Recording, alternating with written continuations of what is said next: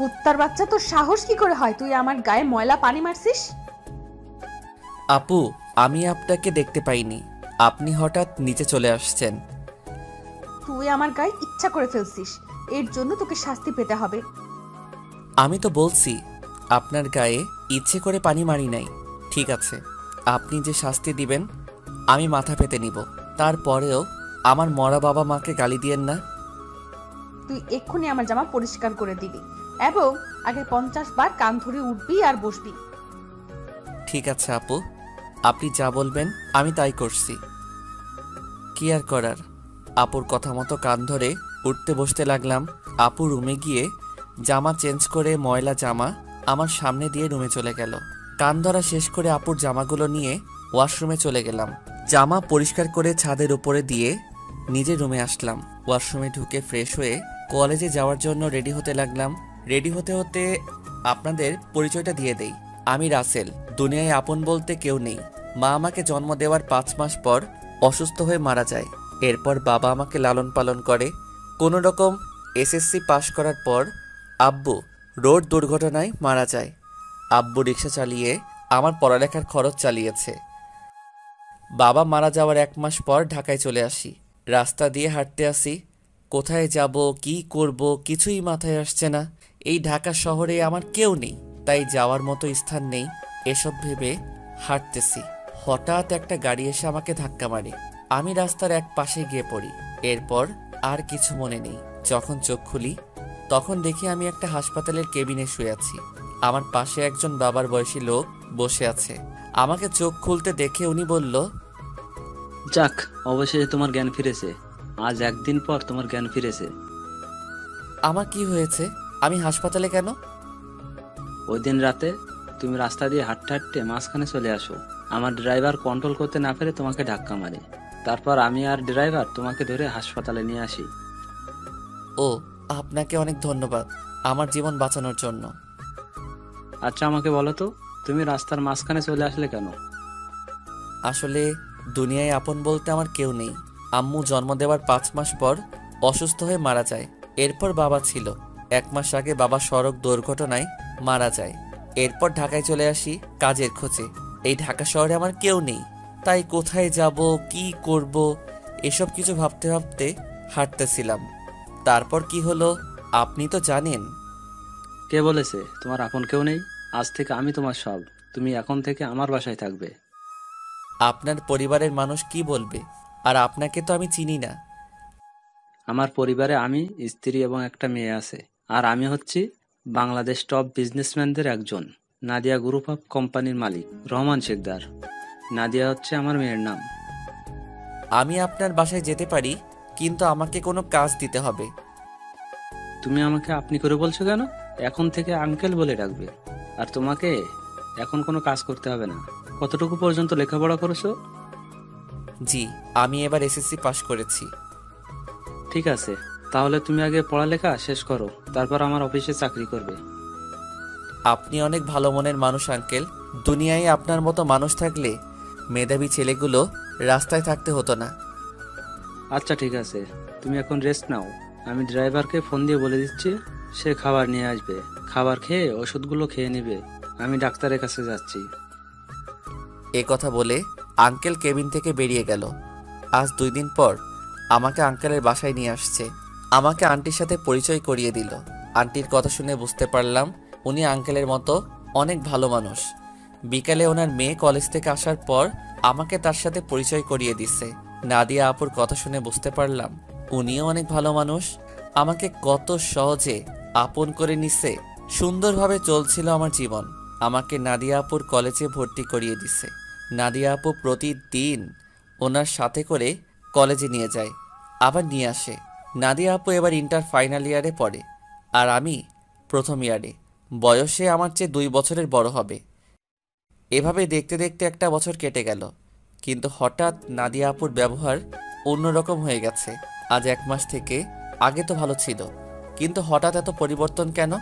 গতকাল রাতে অনেক বৃষ্টি হয়েছে, তাই ছাদে পাতা পড়ে পানি জমে গেছে। 1 বালতির মতো পানি হবে।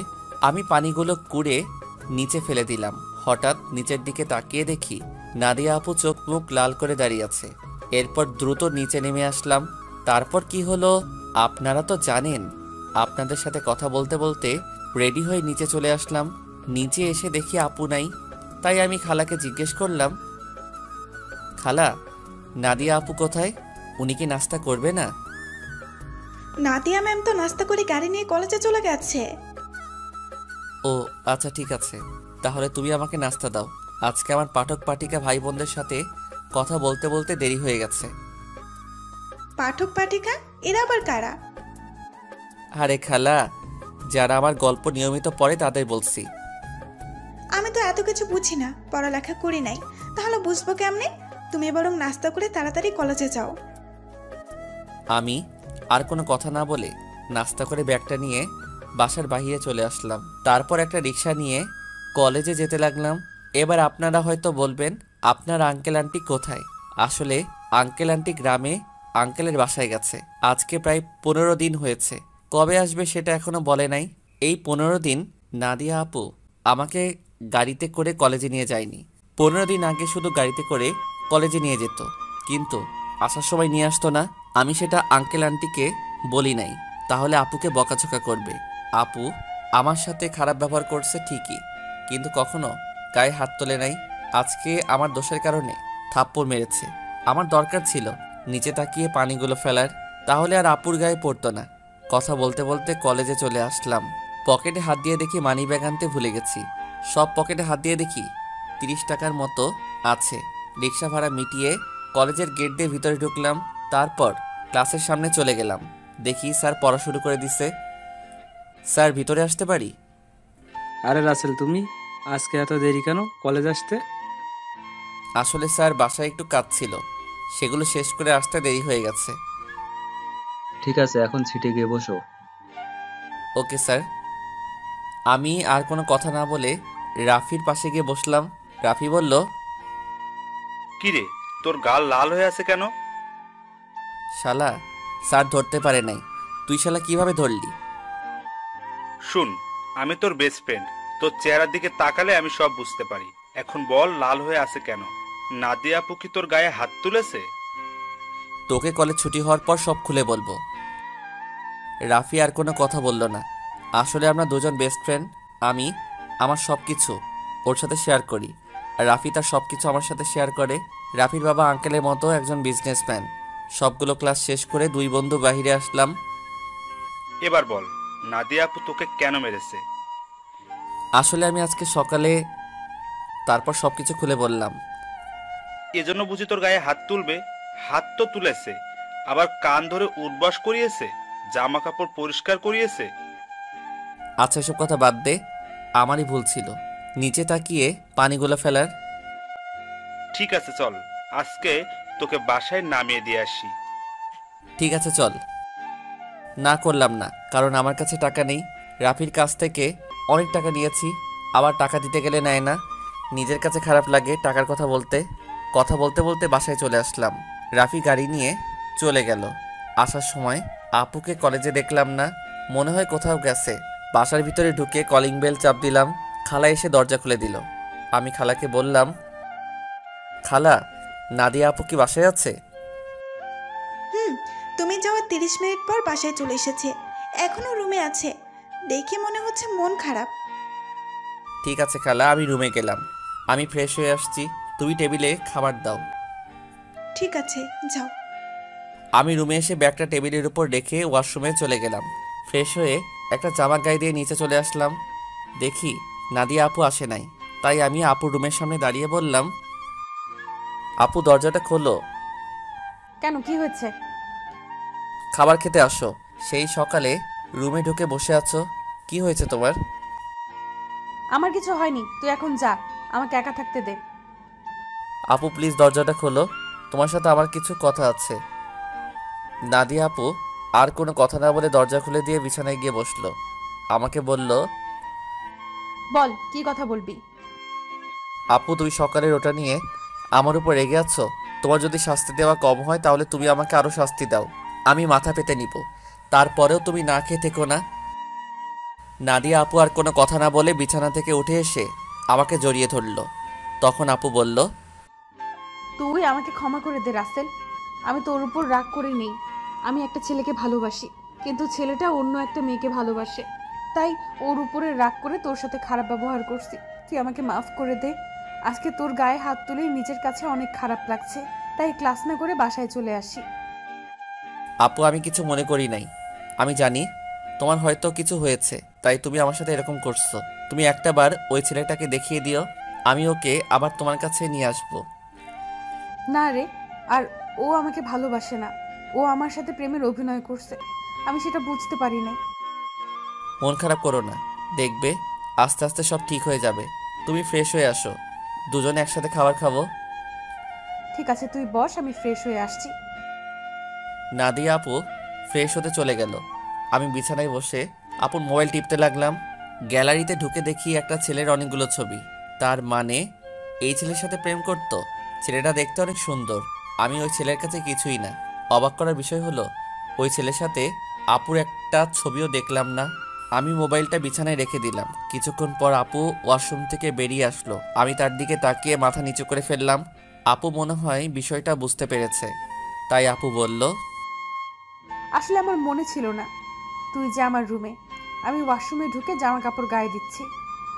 ওয়াশরুমে যেতে হবে না, আমি নিচে যাচ্ছি, তুমি জামা কাপড় গায়ে দিয়ে আসো। এ কথা বলে আমি আপুর রুম থেকে বেরিয়ে নিচে চলে আসলাম। কিছুক্ষণ পর আপু জামা গায়ে দিয়ে নিচে চলে আসলো। একটা কথা আপনাদেরকে বলে দেই, আমি নাদিয়াকে নিজের বড় আপুর মতো জানি। দুজনে একসাথে খাবার খেতে লাগলাম। খাবার খেয়ে যে যার রুমে চলে আসলাম। বিছানায় শুয়ে মোবাইল হাতে নিয়ে রাফিকে ফোন দিয়ে সব কিছু খুলে বললাম। তারপর আরও কিছুক্ষণ কথা বলে ঘুমিয়ে গেলাম। সকালে হঠাৎ কে যেন আমার গায়ে পানি মেরে ভিজিয়ে দিল। আমি এক লাফে উঠে গেলাম। সামনে তাকিয়ে দেখি নাদিয়া আপু হাতে বালতি নিয়ে দাঁড়িয়ে দাঁড়িয়ে হাসতে আসছে। তার মানে এটা আপুর কাজ। তখন আমি আপুকে বললাম, আপু তুমি এটা কি করলে? আমার গায়ে পানি দিলে কেন? তোকে সেই সকাল থেকে ডাকছি, তোর ওঠার খবর নেই, তাই বাধ্য হয়ে তোর গায়ে পানি মারছি। তাই বলে তুমি পানি মারবে? দেখো পুরো শরীর ভিজে গেছে। ভালো হয়েছে, এখন কথা না বলে গোসল করে রেডি হয়ে নিচে আয়। ঠিক আছে, কিন্তু আজকে হঠাৎ আমাকে ডাকতে আসলে কেন? হঠাৎ কোথায়, 1 মাস তোকে ডাকি নাই। এর আগে তো প্রতিদিন সকালে তোকে ডেকে তুলছি। আর কি কারণে তোকে 1 মাস ডাকি নাই সেটা তুই ভালো করে জানিস। ঠিক আছে তুমি যাও, আমি ফ্রেশ হয়ে আসছি। তাড়াতাড়ি আয়। বলে নাদিয়া আপু রুম থেকে বেরিয়ে গেল। আমি দাঁড়িয়ে না থেকে ওয়াশরুমে ঢুকে গোসল করে রেডি হয়ে কলেজের ব্যাগটা কাঁধে নিয়ে নিচে চলে আসলাম। কিছুক্ষণ পর আপু আসলো। দুজনে একসাথে নাস্তা করে গাড়ি নিয়ে কথা বলতে বলতে কলেজে চলে আসলাম। আপু গাড়ি পার্কিং করে বলল, তোর ক্লাস শেষ হলে আমার জন্য অপেক্ষা করবি, দুজনে একসাথে বাসায় যাব। ওকে ঠিক আছে। আপু আর কোনো কথা না বলে তার ক্লাসে চলে গেল। হঠাৎ পিছন থেকে রাফি বলল, কিরে, কেমন আছিস? এই তো ভালো আছি, তুই কেমন আছিস? আমিও ভালো আছি। আজকে তাহলে আপু তোকে কলেজে নিয়ে আসলো?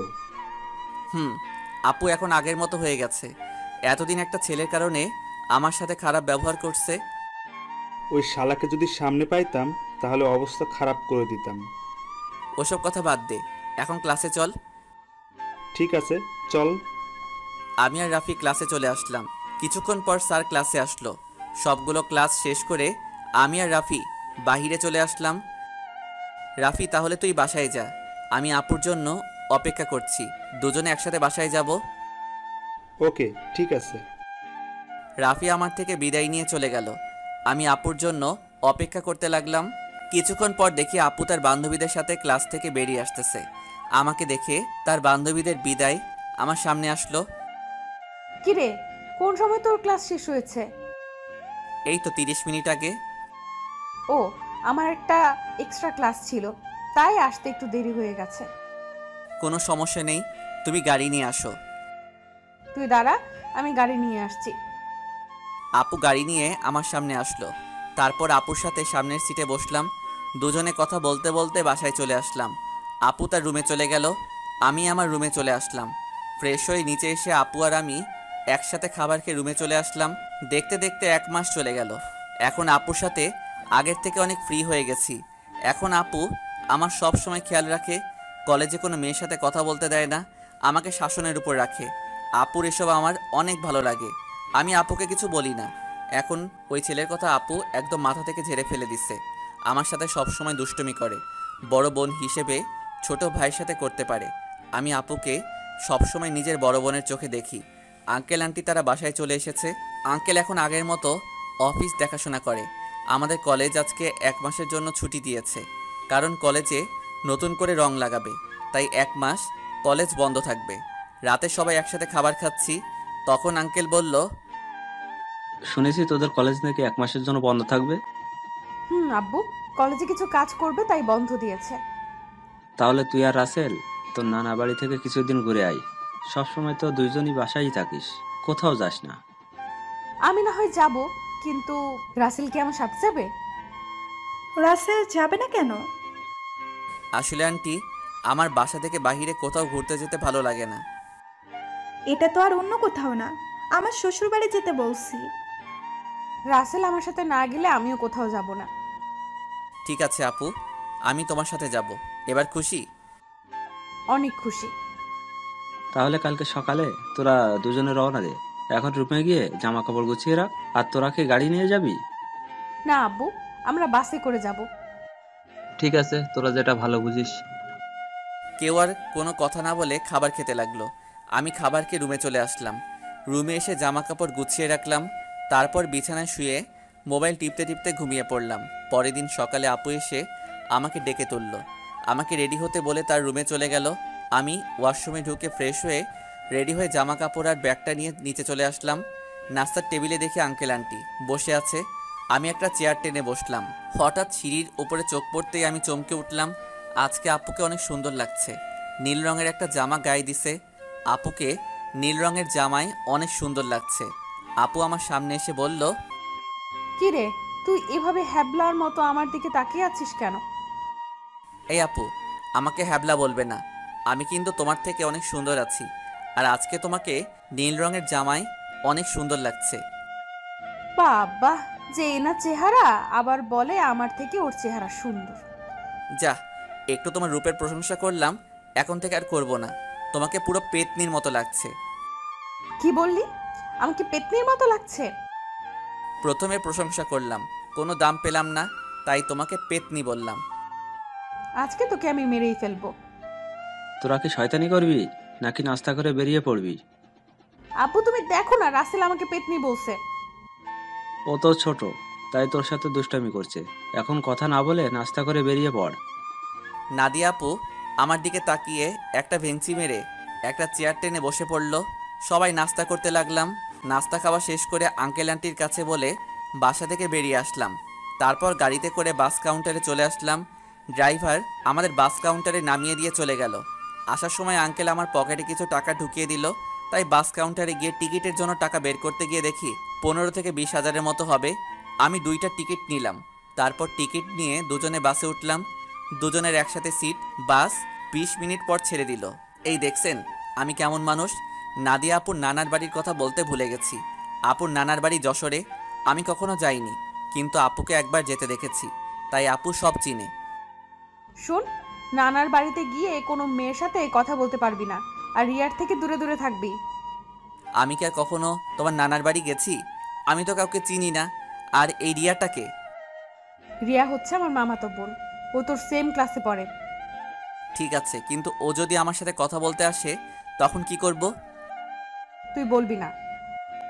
আমি যদি না কথা বলি তাহলে বলবে আমি বোবা, আর না হয় বলবে আমি বেশি ভাব দেখাই।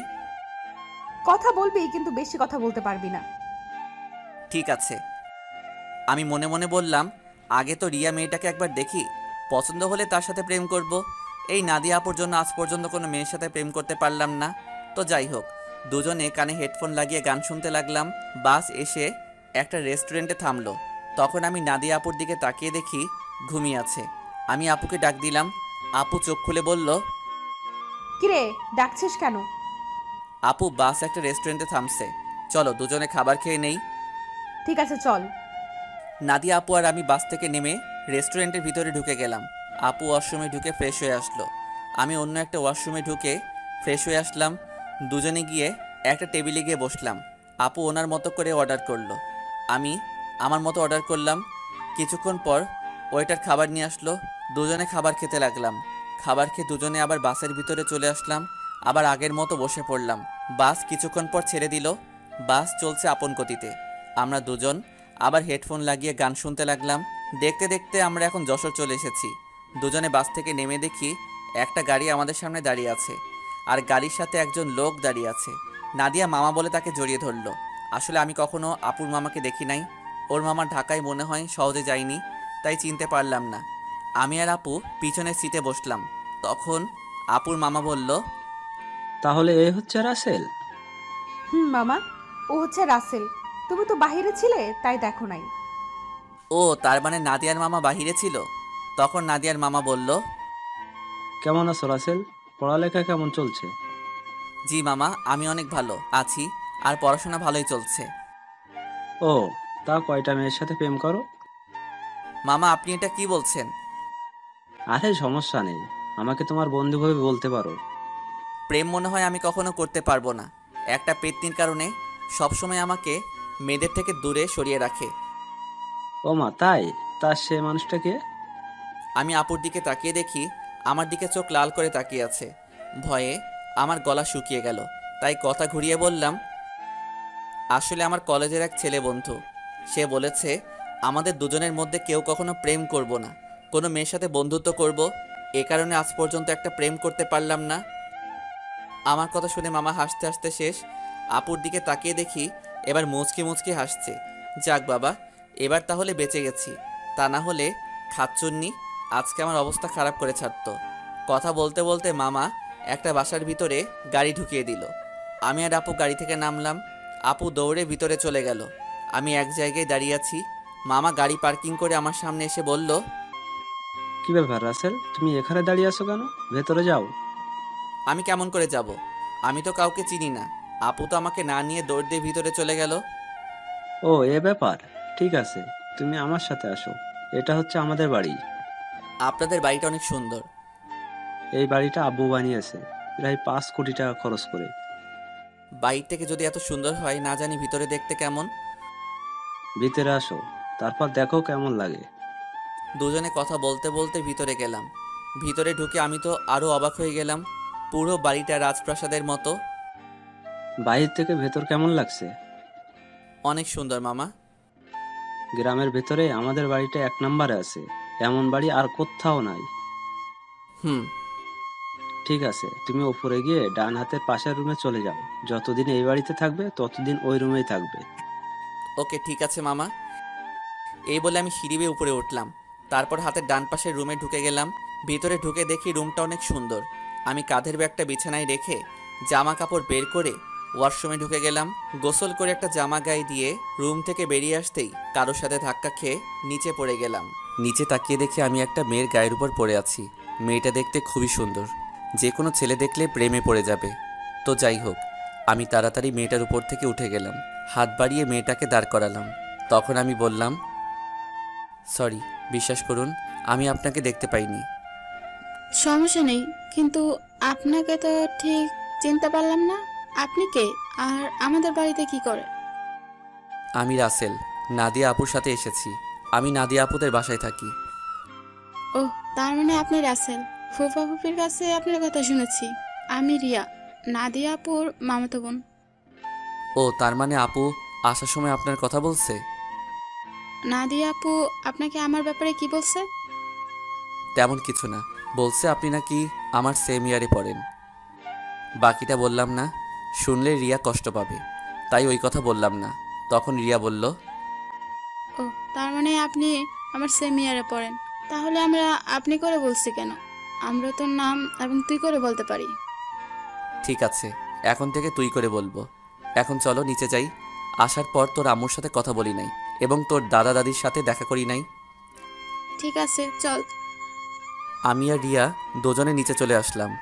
আপুর দিকে তাকিয়ে দেখি আমার দিকে চোখ লাল করে তাকিয়ে আছে, মনে হয় আমাকে গিলে খাবে। আসসালামু আলাইকুম মামি, কেমন আছো তুমি? আমি ভালো আছি, তুমি কেমন আছো? আমাদের বাসায় তো কখনো আসো নাই, তোমাকে অনেকবার বলছি আসার জন্য। আমি ভালো আছি মামি। আসলে মামি, আমার বাসা থেকে কোথাও যেতে ভালো লাগে না। আপু আমাকে নিয়ে এসেছে। নাদিয়া যদি না বলতো তাহলে বুঝি আসতে না? আসলে তেমন কিছু না মামি। আচ্ছা, এসব কথা বাদ দাও তো। এখন বলো, নানা নানি কোথায়? তাদের তো দেখছি না। আসলে আব্বু আম্মুকে নিয়ে তার ভাইয়ের বাসায় বেড়াতে গেছে।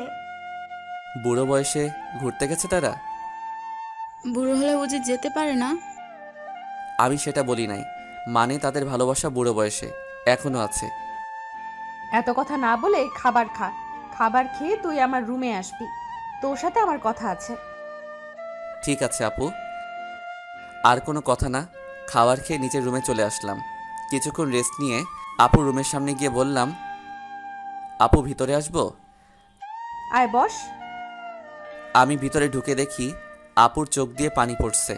তখন আমি আপুকে বললাম, আপু তোমার কি হয়েছে? তোমার চোখ দেখে বোঝা যাচ্ছে তুমি মনে হয় কান্না করছো। তোকে আসার সময় কি বলছি তোর মনে নেই? তুই রিয়ার সাথে কথা বলছিস কেন?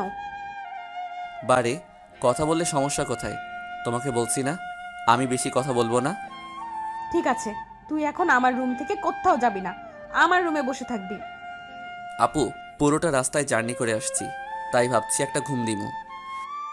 তাহলে আমার রুমে ঘুমিয়ে পড়, তোর রুমে যাওয়া লাগবে না। যদি বাড়ির মানুষ অন্য কিছু ভাবে তখন কি হবে? এই বাসার সবাই জানে আমি তোর থেকে বড়, তাহলে অন্য কিছু ভাববে না। কথা না বলে ঘুমিয়ে পড়।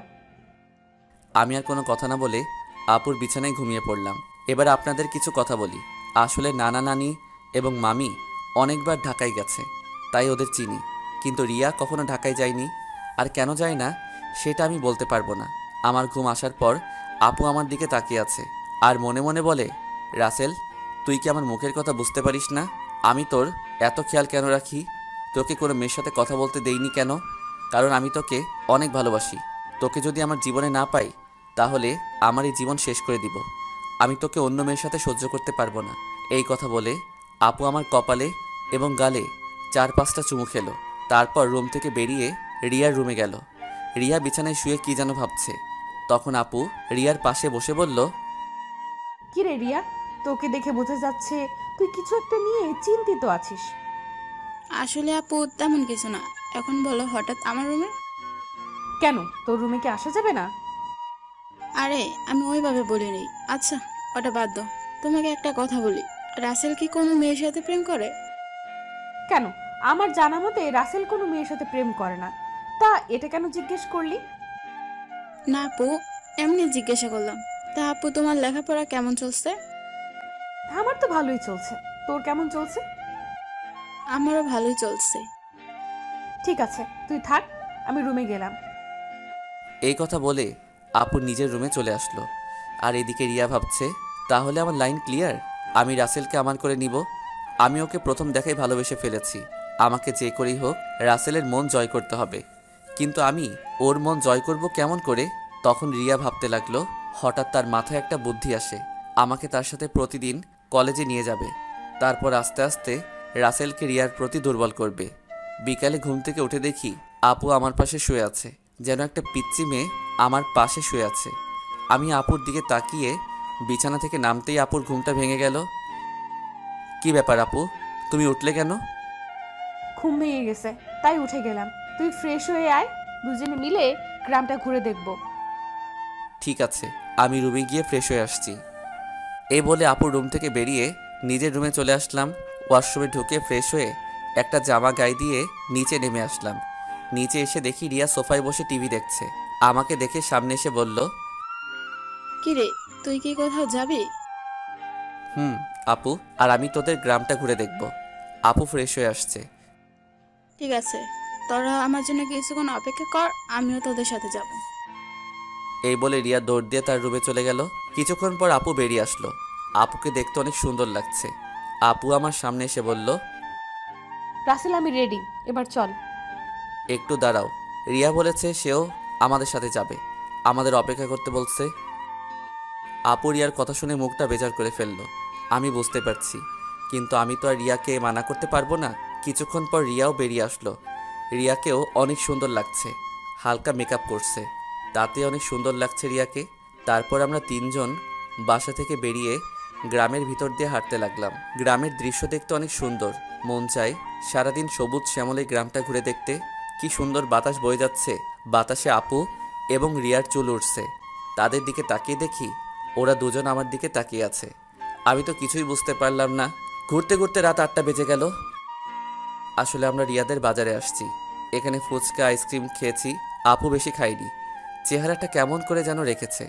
মনে হয় রিয়াকে সাথে করে আনার জন্য মন খারাপ করে ফেলছে। তো যাই হোক, তিনজনে হাঁটতে হাঁটতে বাসায় চলে আসলাম। যে যার রুমে চলে আসলাম। আমি ওয়াশরুমে ঢুকে ফ্রেশ হয়ে নিচে চলে আসলাম। সবার সাথে খাবার খেতে লাগলাম। আপু খাবার খাচ্ছে না।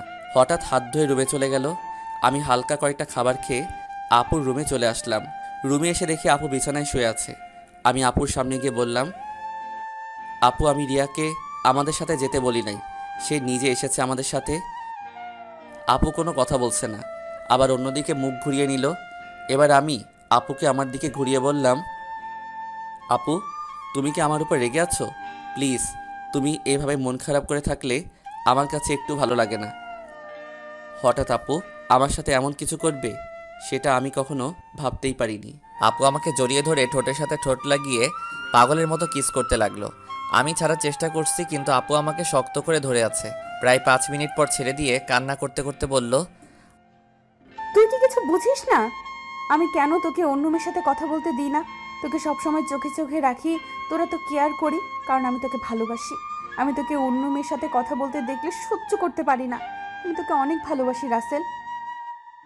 আমি তো আপুর কথা শুনে অবাক হয়ে গেলাম। আপু এটা কি বলছে? তখন আমি আপুকে বললাম, আপু তোমার মাথা কি ঠিক আছে? তুমি এটা কি বলছো? আমি তোমাকে বড় বোনের মতো সম্মান করি। আমি মনে করছি তুমি আমাকে ছোট ভাই হিসেবে এত কেয়ার এবং খেয়াল রাখো। না, আমি তোকে ভালোবাসি বলে এত কেয়ার এবং খেয়াল রাখি। প্লিজ রাসেল, তুই আমাকে ফিরিয়ে দিস না। আপু এটা কখনো সম্ভব নয়। তুমি আমার 2 বছরের বড়। এটা পরিবারের এবং আঙ্কেল আন্টি কখনো মেনে নিবে না। সমাজের মানুষ নানান ধরনের কথা বলবে। আমি পারবো না তোমাকে ভালোবাসতে। তুই যদি আমাকে ভালো না বাসিস তাহলে আমি নিজেকে শেষ করে দিব। আমি তোকে ছাড়া বড় অসহায়। আমি তোকে ছাড়া থাকতে পারবো না। এই তোমাদের মতো মেয়েদের বাংলা সিনেমার মতো একটা ডায়লগ আছে, কাউকে নিজের করে না পেলে আত্মহত্যা করবে, হাত কেটে ফেলবে, ছাদ থেকে লাফ দিবে, এমনকি বিষ খাবে। এগুলো ছাড়া আর কি তোমরা কিছু করতে পারো না? যাকে ভালোবাসি তাকে যদি নিজের করে না পাই, তাই মেয়েরা এসব করতে বাধ্য হয়। আমি তোকে সত্যিই অনেক ভালোবাসি। আপু আমি তোমাকে বোনের মতো জানি। আমি তোমাকে কখনো ভালোবাসতে পারবো না। তুমি এসব বিষয়ে আমার সাথে কথা বললে আমি তোমাদের সবাইকে ছেড়ে চলে যাব। না না, তুই কোথাও যাস না। তোকে না দেখলে আমি থাকতে পারবো না। ঠিক আছে, আমি আর কখনো তোকে ভালোবাসার কথা বলবো না। কথাটা যেন মনে থাকে। আগে যেভাবে চলতে এখনও সেভাবে চলবে। আমি এখন রুমে গেলাম। এই বলে নিজের রুমে চলে আসলাম। রুমে এসে বিছানায় শুয়ে আপুর কথাগুলো ভাবতে লাগলাম। আপু এটা কেমন করে বলল? আঙ্কেল আন্টি যদি জানতে পারে তাহলে আমাকে বাসা থেকে বের করে দিবে। তারপর আমি কোথায় যাব? এসব কিছু ভাবতে ভাবতে কখন যে ঘুমিয়ে গেছি মনে নাই। সকালে রিয়া রুমে এসে ডাকতে লাগলো। ওই রাসেল, ওর তাড়াতাড়ি। কি হয়েছে, ডাকছিস কেন? আজকে তুই আমার সাথে কলেজে যাবি, তাই তোকে ডাকতে আসলাম। আমি তোর কলেজে যাব কেন? আমি তো তোর কলেজে পড়ি না। সেটা তো আমি জানি, তোকে আমাদের কলেজটা ঘুরে দেখাবো। তাড়াতাড়ি ওঠ। ঠিক আছে তুই যা, আমি ফ্রেশ হয়ে আসছি। রিয়া আর কোনো কথা না বলে আমার রুম থেকে বেরিয়ে গেল। আমি বিছানা থেকে উঠে ওয়াশরুমে ঢুকে ফ্রেশ হয়ে রেডি হয়ে নিচে চলে আসলাম। নিচে এসে দেখি মামা মামি নাস্তার টেবিলে বসে আছে। আমি গিয়ে একটা চেয়ার টেনে বসলাম। তা রাসেল, রাতে ঘুম কেমন হয়েছে? অনেক ভালো ঘুম হয়েছে মামা। তা তুমি এত সকালে ঘুম থেকে উঠলে কেন? রিয়া আমাকে ঘুম থেকে উঠিয়ে দিল তার সাথে কলেজে যাওয়ার জন্য। আমাকে নাকি তাদের কলেজটা ঘুরে দেখাবে। ও ঠিক আছে, তোমরা নাস্তা করো, আমি নাদিয়াকে ঘুম থেকে ডেকে তুলছি। আপু এখনো ঘুম থেকে উঠে নাই? এখনো তো উঠে নাই। গতকাল রাতে অল্প কয়টা খাবার খেয়েছে। মেয়েটার হঠাৎ কি হলো? কি আর হবে, মনে হয় ভালো লাগছে না তাই খাবার কম খেয়েছে। হঠাৎ রিয়া এসে একটা চেয়ার টেনে আমার পাশে বসলো। তখন রিয়া বলল, কি হয়েছে আম্মু? তোমরা কি নিয়ে কথা বলছো? তোর নাদিয়া আপুর কথা বলছে। মেয়েটার হঠাৎ কি হয়েছে? আপুর আবার কি হবে? কালকে তো আমার সাথে সুন্দরভাবে ঘোরাঘুরি করছে। মনে হয় অনেক হাঁটাহাঁটি করাতে শরীর খারাপ লাগছে। হয়তো তাই হবে। ঠিক আছে, তোরা নাস্তা করে কলেজে যা, আমি নাদিয়া ঘুম থেকে উঠলে তাকে জিজ্ঞেস করব। কেউ আর কোনো কথা না বলে নাস্তা খেতে লাগলো। আর আমি তো জানি আপু কেন এমন করছে। আপু যেটা চাচ্ছে সেটা কখনোই সম্ভব নয়। আমি কখনো আপুকে ওই রকম চোখে দেখি নাই। রিয়া আর আমি নাস্তা করে মামাকে বলে বাসা থেকে বেরিয়ে আসলাম। তখন রিয়া বলল, আচ্ছা রাসেল, দেখ তো আমাকে কেমন লাগছে। আমি তো এতক্ষণ রিয়ার দিকে খেয়াল করি নাই। আজকে রিয়াকে অনেক সুন্দর লাগছে। রিয়ার সৌন্দর্য ফুটে তুলছে তার ঠোঁটের পাশের তিলটাই। তখন আমি বললাম, আজকে তোকে অনেক সুন্দর লাগছে। যে কোনো ছেলে দেখলে প্রেমে পড়ে যাবে। কোনো ছেলে পড়ার দরকার নেই, তুই পড়লেই হবে। ওই বিড়বিড় করে কি বলছিস? কিছু না, একটা রিক্সা ডাক দে। বাসায় গাড়ি থাকতে রিক্সা করে কলেজে যাবি কেন? আমার মন বলছে তুই একটা রিক্সা ডাক দে। ওই একটা রিক্সা ডাক দিব কেন? আমরা তো দুইজন এখানে, একটা রিক্সায় কি করে যাব? ওই হারামি, রিক্সায় করে আমি আর তুই যেতে পারবো না। বেশি কথা না বলে রিক্সা ডাক দে। ঠিক আছে দিচ্ছি। একদিনের পরিচয় তুই আমার সাথে এইভাবে ঝগড়া করছিস? তোর সাথে তো এখনো কিছুই করি রে। তাড়াতাড়ি রিক্সা ডাক দে, এমনি দেরি হয়ে যাচ্ছে। আমি আর কোনো কথা না বলে একটা রিক্সা ডাক দিলাম। দুজনে রিক্সায় উঠলাম। তখন রিয়া বলল, আচ্ছা রাসেল, তুই কি কখনো প্রেম করেছিস কোনো মেয়ের সাথে? আমার দ্বারা এসব হবে না। আমার সাথে কোনো মেয়ে প্রেম করবে না। আমার চেহারা ভালো না। কে বলেছে তোর চেহারা খারাপ? তুই দেখতে অনেক সুন্দর। সুন্দর হলে কি হবে? আপু তো আমাকে কোনো মেয়ের সাথে প্রেম করতে দিবে না। আর আমিও মনের মতো কাউকে পাইনি। আশেপাশে তাকালেও পেতে পারিস। আমার পাশে তুই ছাড়া আর তো কেউ নেই। তাহলে পাবো কি করে? আরে পাগল, তোকে কি অন্য কারো কথা বলছি? আমাকে কি চোখে পড়ে না? কিরে চুপ করে আছিস কেন? তোর কলেজ আর কত দূর? এই তো সামনেই। তারপর দুজনে কথা বলতে বলতে রিয়ার কলেজের সামনে চলে আসলাম। আমি রিক্সা ভাড়া দিলাম। রিয়া আমাকে মানা করছে, কিন্তু তারপরেও আমি ভাড়া দিছি। দুজনে গেট দিয়ে কলেজের ভিতরে ঢুকলাম। হঠাৎ কয়েকটা মেয়ে আমাদের সামনে আসলো। তাদের একটা মেয়ে বলল, কিরে রিয়া, তোর সাথে উনি কে? আগে তো কখনো দেখিনি। আরে আমার মনে হয় কি আমাদের রিয়ার বয়ফ্রেন্ড। দেখতে কিন্তু অনেক সুন্দর। যদি রিয়ার আগে আমি দেখতাম তাহলে ওর সাথে প্রেম করতাম। ওই, তোরা কি চুপ করবি? ঋতু মিতু, তোরাও জানিস ওকে? ও হচ্ছে আমার ফুফাতো ভাই রাসেল। তুই তো কখনো আমাদের তোর ফুফাতো ভাইয়ের কথা বলিস নাই। আমি যদি জানতাম আমার ফুফাতো ভাই আছে তাহলে তো তোদের অবশ্যই বলতাম। তোরা তো আমার ফুফাতো বোন নাদিয়া আপুকে চিনিস, ওনার ছোট ভাই। ও আচ্ছা, তা ভাইয়া কেমন আছেন? আমি এতক্ষণ ওদের কথা শুনে মাথা নিচু করে রাখলাম। আর রিয়ার কথা শুনে তো আমি আরও অবাক হয়ে গেলাম। সে ওদের সত্যিটা বলে নাই। তখন আমি বললাম, প্রথম কথা হচ্ছে আমাকে ভাইয়া বলে ডাকা যাবে না। আমি তোমাদের সাথে সেম ইয়ারে পড়ি। আর আলহামদুলিল্লাহ আমি আছি। আপনারা সবাই কেমন আছেন? যেহেতু আমাদের সাথে পড়েন তাহলে আমাদের আপনি না তুই করে বলবেন। আমরাও ভালো আছি। ঠিক আছে, পরে কথা বলা যাবে, এখন চল ক্লাসে। আমি বলি কি, তোরা ক্লাসে যা, আমি বাসায় চলে যাই। আমি এখান থেকে কি করব? তুই আমাদের সাথে ক্লাসে যাবি? যদি তোদের স্যার এবং ছাত্রছাত্রী কিছু বলে?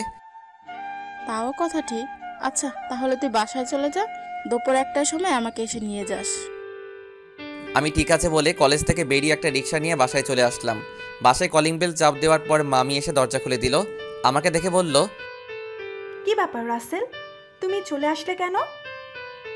আমি কলেজে থেকে কি করব, তাই চলে আসলাম। রিয়া বলেছে তাকে দুপুরে গিয়ে নিয়ে আসতে। ও ঠিক আছে, তুমি রুমে যাও, আমি তোমার জন্য উপরে কফি নিয়ে আসছি। আমি এখন কফি খাবো না। আপু কি ঘুম থেকে উঠেছে? নাস্তা করে এখন আর রুমে আছে। ঠিক আছে। আমি আপুর রুমে গেলাম বলে ভিতরে ঢুকে আপুর রুমে চলে গেলাম। আপুর রুমে এসে দেখি কার সাথে যেন মোবাইলে হেসে হেসে কথা বলছে। আমাকে দেখে ফোনটা কেটে দিল। তখন বলল, তুই আবার রুমে কেন এসেছিস? আমি তোমার রুমে আসলে সমস্যা কোথায়? আর তুমি কার সাথে কথা বলছো? সেটা কি তোকে বলতে হবে? আপু তুমি আমার সাথে এইভাবে কথা বলছো কেন? তোর সাথে আমার কথা বলতে ভালো লাগছে না। তুই আমার রুম থেকে বেরিয়ে যা। আমি আর কোনো কথা না বলে আপুর রুম থেকে বেরিয়ে আমার রুমে চলে আসলাম। বিছানায় বসে ভাবতে লাগলাম, আপুর হঠাৎ কি হলো? আমার মনে হয় তার ভালোবাসা অ্যাকসেপ্ট না করার কারণে আমার উপর রেগে আছে। আপুর এমন কথায় কেন জানি আমার অনেক খারাপ লাগছে। পরে ভাবলাম রাগ করলে করুক, কিছুদিন পর এমনি ঠিক হয়ে যাবে। আর কিছু না ভেবে একটা ঘুম দিলাম। দুপুরের দিকে ঘুম থেকে উঠে দেখি একটা বাজার 10 মিনিট বাকি আছে, তাই কোনো রকম ফ্রেশ হয়ে মামিকে বাসা থেকে বেরিয়ে একটা রিক্সা নিয়ে রিয়ার কলেজের সামনে চলে আসলাম। কলেজের সামনে এসে দেখি রিয়া তার বান্ধবীদের সাথে বাহিরে দাঁড়িয়ে আছে। আমাকে দেখে ঋতু আর মিতুর থেকে বিদায় নিয়ে আমার সাথে রিক্সায় উঠে বসলো। তোর আসতে লেট হলো কেন? আসলে কলেজ থেকে গিয়ে ঘুমিয়ে পড়ছি, উঠতে একটু দেরি হয়ে গেছে, তাই আসতে একটু দেরি হয়েছে। ওহ, তারপর দুজনে কথা বলতে বলতে বাসায় চলে আসলাম। এবার রিয়া আমাকে রিক্সা ভাড়া দিতে দিল না, রিয়া এবার রিক্সা ভাড়া দিল। তারপর দুজনে বাসার ভিতরে ঢুকিয়ে যে যার রুমে চলে গেলাম। দেখতে দেখতে 10টা দিন চলে গেল। রিয়া আর তার বান্ধবীদের সাথে ভালো বন্ধুত্ব হয়েছে, কিন্তু আপু আমার সাথে ঠিকভাবে কথা বলে না। সব সময় কার সাথে যেন ফোনে হেসে হেসে কথা বলে। আপুর এড়িয়ে চলা আমার অনেক খারাপ লাগে। এখন কেন জানি আপু ফোনে কারোর সাথে হেসে হেসে কথা বললে আমার কেমন জানি লাগে। রাতে সবাই মিলে খাবার খেতে লাগলাম। তখন নাদিয়া আপু বলল, মামা মামি আমি কালকে ঢাকায় ফিরে যাব, আমার জরুরি কাজ আছে। তুই যাবি মানে? তাহলে রাসেল কি করবে? ও যাবে কিনা সেটা বলতে পারো। রাসেল, তুমি কি বলো? নাদিয়ার সাথে কি তুমি যাবে, নাকি তুমি আরো কিছুদিন থাকবে? না মামা মামি, আমিও আপুর সাথে কালকে চলে যাব। আমি থেকে কি করব? তাহলে ঠিক আছে। তা গাড়ি নিয়ে যাবে নাকি বাসে করে যাবে?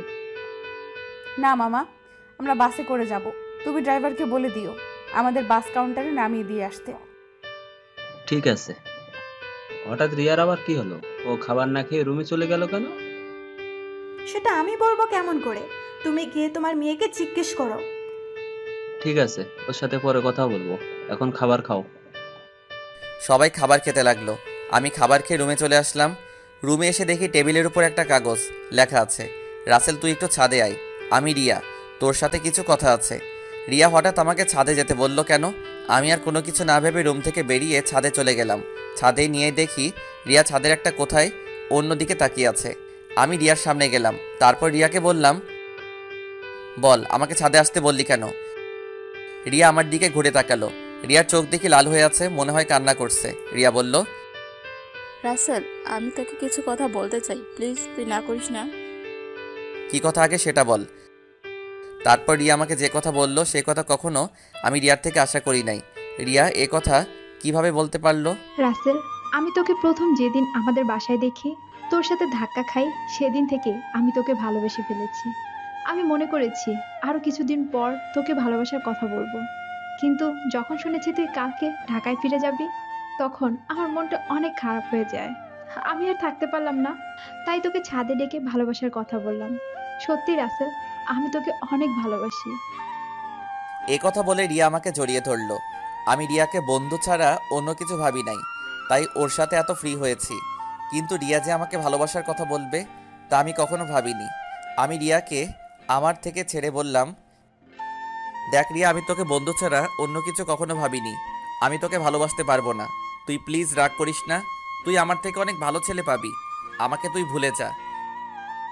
রিয়া আমার কথা শুনে জোরে জোরে কান্না করে দিল। তারপর রিয়া বলল, তুই কেন আমাকে ভালোবাসতে পারবি না? আমি কি দেখতে খারাপ? কেন ভালোবাসতে পারবো না সেটা আমি বলতে পারবো না, আর তুই দেখতে অনেক সুন্দর। ঠিক আছে, জোর করে তো আর ভালোবাসা পাওয়া যায় না, কিন্তু আমি তোকে কখনো ভুলতে পারবো না। তোকে আমি অনেক ভালোবেসে ফেলেছি। প্লিজ তুই পাগলামি করিস না, দেখবি তুই আমার থেকে ভালো ছেলে পাবি। ঠিক আছে, আমি রুমে গেলাম। এ কথা বলে রিয়া ছাদ থেকে নেমে গেল। এই কারণে মেয়েদের সাথে বন্ধুত্ব করি না। আমি আর কিছু না ভেবে ছাদ থেকে নেমে নিজের রুমে চলে গেলাম। বিছানায় শুয়ে পড়লাম। পরের দিন সবার থেকে বিদায় নিয়ে আমি আর আপু বেরিয়ে আসলাম। রিয়া আর আমার সামনে আসে নাই। ড্রাইভার আমাদের বাস কাউন্টারে নামিয়ে দিয়ে চলে গেল। আসার সময় আপু একটা কথাও বলে নাই আমার সাথে। আপুর এত পরিবর্তনে আমার অনেক খারাপ লাগছে। আপুর দুষ্টমিগুলো কেয়ার করা সব কিছু মিস করছি। আগে ঢাকায় ফিরে যাই, তারপর আপুর সাথে কথা বলবো। টিকিট কেটে দুজনে বাসে উঠলাম। দুজনের সিট একসাথে পড়েছে। আপু জানালার পাশে গিয়ে বসলো। দেখতে দেখতে আমরা ঢাকায় এসে পৌঁছে গেলাম। ড্রাইভার আঙ্কেল আমাদেরকে নেওয়ার জন্য গাড়ি নিয়ে অপেক্ষা করছে। আমি আসার সময় ড্রাইভার আঙ্কেলকে ফোন দিয়ে আসতে বলেছি। দুজনে বাস থেকে নেমে গাড়িতে গিয়ে বসলাম। আমি ড্রাইভার আঙ্কেলের সাথে সামনের সিটে বসলাম, আপু পিছনের সিটে গিয়ে বসলো। আপুর দিকে তাকিয়ে দেখি কার সাথে যেন মোবাইলে চ্যাটিং করছে। আমি আপুর থেকে চোখ সরিয়ে দিলাম। কিছুক্ষণ পর বাসায় চলে আসলাম। আপু গাড়ি থেকে নেমে ভিতরে চলে গেল। আমি জামা কাপড়ের ব্যাগ নিয়ে ভিতরে গেলাম। আন্টি বলল, কি ব্যাপার রাসেল, তোমরা এত তাড়াতাড়ি বাসায় আসলে যে? আরো কিছুদিন থাকতে। আন্টি আপুর নাকি কাজ আছে, তাই চলে আসলাম। আর 10 দিন তো থেকে আসলাম। ঠিক আছে, তুমি রুমে গিয়ে ফ্রেশ হয়ে আসো, আমি টেবিলে খাবার দিচ্ছি। ঠিক আছে আন্টি। এই বলে নিজের রুমে চলে আসলাম। রুমে এসে ওয়াশরুমে ফ্রেশ হয়ে নিচে চলে আসলাম। একটা চেয়ার টেনে বসলাম। আপুকে দেখলাম না টেবিলে। তখন আমি আন্টিকে বললাম, আন্টি আপু কোথায়? আপু খাবার খাবে না? ও তো খাবার খেয়ে রুমে চলে গেছে, তুমি খেয়ে নাও। ও। আমি আর কোনো কথা না বলে খাবার খেয়ে রুমে চলে আসলাম। দেখতে দেখতে আরও 10টা দিন চলে গেল। আপুর সাথে কথা বলতে গেলে আমার সাথে কথা বলে না। এই 10টা দিন অনেক কষ্টে কেটেছে। রিয়াদের বাসায় তেমন কষ্ট পাইনি, কারণ রিয়ার সাথে দুষ্টুমি করতে করতে দিন পার হয়ে গেছে। কিন্তু এখানে তো আপুই আমার সাথে সবসময় দুষ্টুমি করত।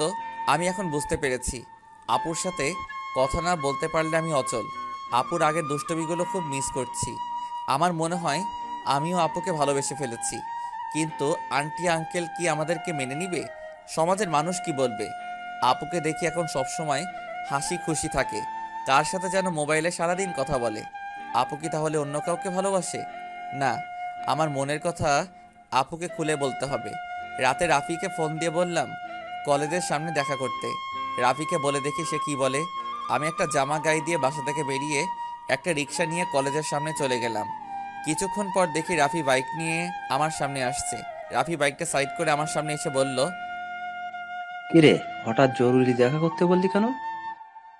আসলে তোর সাথে একটা কথা আমি শেয়ার করি নাই, এখন না করেও পারছি না। কি কথা বল। তাহলে শোন। তারপর রিয়াদের বাসা এবং আপুদের বাসা থেকে সবকিছু খুলে বললাম। এখন তুই বল আমি কি করব? আঙ্কেল আন্টি যদি জানতে পারে তাহলে তো আমাকে বাসা থেকে বের করে দিবে। তখন আমি কোথায় যাব? তোর এই বন্ধু থাকতে তোর কোনো সমস্যা নেই। তুই আপুকে তোর মনের কথা খুলে বল, পরেরটা পরে দেখা যাবে। আপু কি এখন আমাকে ভালোবাসবে? আমি তো তার মনে কষ্ট দিচ্ছি। হয়তো কিছুদিন তোর সাথে অভিমান করে থাকবে, তারপর এমনি অ্যাকসেপ্ট করে নিবে। আমার মনে হয় আপু অন্য কোনো ছেলেকে ভালোবাসে। সারাদিন দেখি কার সাথে যেন মোবাইলে হেসে হেসে কথা বলে। আগে তুই আপুকে মনের কথা খুলে বল, তারপর দেখ আপু কি বলে। যদি রাজি না হয় তারপরও তুই আপুর পিছনে লেগে থাকবি। তোকে যদি সত্যি ভালোবাসে তাহলে দেখবি তোর সাথে বেশি দিন অভিমান করে থাকবে না। তুই আপুর সব অত্যাচার সহ্য করে নিবি। ঠিক আছে, আজকে আমি আপুকে মনের কথা খুলে বলবো। আমি আর থাকতে পারছি না। এই 10টা দিন আমি অনেক কষ্ট পেয়েছি। ওকে, চল তোকে বাসায় নামিয়ে দিই। ঠিক আছে চল। আমি রাফির বাইকে করে বাসায় চলে আসলাম। রাফি আমাকে নামিয়ে দিয়ে চলে গেল। বাসার ভিতরে ঢুকে দেখি একটা গাড়ি, কিন্তু গাড়িটা তো আঙ্কেলের না। তাহলে বাসায় কারা এসেছে? আমি দরজার সামনে দাঁড়িয়ে কলিং বেল চাপ দিলাম। খালা এসে দরজা খুলে দিল। আমি ভিতরে ঢুকে দেখি আপু শাড়ি পরে মেহমানদের সামনে বসে আছে। আবার একটা ছেলে দেখি তাদের সাথে আছে। আঙ্কেল দেখি বাসায়। সবাইকে অনেক খুশি খুশি লাগছে। আমাকে দেখে আঙ্কেল বলল, রাসেল, তুমি সকালে কোথায় গিয়েছিলে? আসলে আঙ্কেল রাফির সাথে ছিলাম। ও, তা দাঁড়িয়ে আছো কেন? বসো। দেখ, নাদিয়াকে ওরা দেখতে এসেছে। তাদের নাদিয়াকে পছন্দ হয়েছে। এখন বিয়ের দিন তারিখ ঠিক করবে। নাদিয়াপুর বিয়ের কথা শুনে আমার পায়ের নিচের মাটি সরে গেল। এখনই সবার সামনে বলতে ইচ্ছে করছে, নাদিয়াপু তুমি বিয়েটা করো না। আমি তোমাকে ছাড়া থাকতে পারবো না। আমি তোমাকে অনেক ভালোবেসে ফেলেছি, কিন্তু সেটা আর বলতে পারছি না। তাদের দেখে বোঝা যাচ্ছে তারা এই বিয়েতে অনেক খুশি। সবচেয়ে বড় কথা হলো আপুকেও দেখি অনেক খুশি। তাদের এই খুশির মাঝে আমার ভালোবাসার কথা বলতে পারবো না। আমি চাই না আমার কারণে তাদের খুশি নষ্ট হয়ে যাক। আর ছেলেটা দেখতে অনেক সুন্দর, আপুর সাথে ভালো মানাবে। আমি নিজের কষ্ট চেপে রেখে তখন আমি বললাম, তাহলে তো অনেক ভালো, তোমরা যেটা ভালো মনে করো। তোর কি ছেলেকে পছন্দ হয়েছে? ওনাকে পছন্দ না হওয়ার কি আছে? দেখতে অনেক সুন্দর, আপুর সাথে ভালো মানাবে। তাহলে আমরা বিয়ের দিন তারিখ ঠিক করতে পারি। তারপর তারা বিয়ের দিন তারিখ ঠিক করলো। আগামী শুক্রবার আপুর বিয়ে। আমি আর তাদের মধ্যে না থেকে নিজের রুমে চলে আসলাম।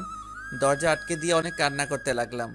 জীবনে কোনো মেয়েকে ভালোবাসি নাই, এই প্রথম একজনকে ভালোবাসলাম, কিন্তু তাকে আর বলতে পারলাম না।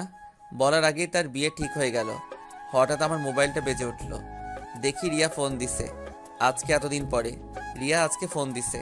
চোখের পানি মুছে ফোনটা রিসিভ করলাম। কিরে, কেমন আছিস? আছি কোনো রকম। তুই কেমন আছিস? আমি আলহামদুলিল্লাহ ভালো আছি। মামা মামি তারা কেমন আছে?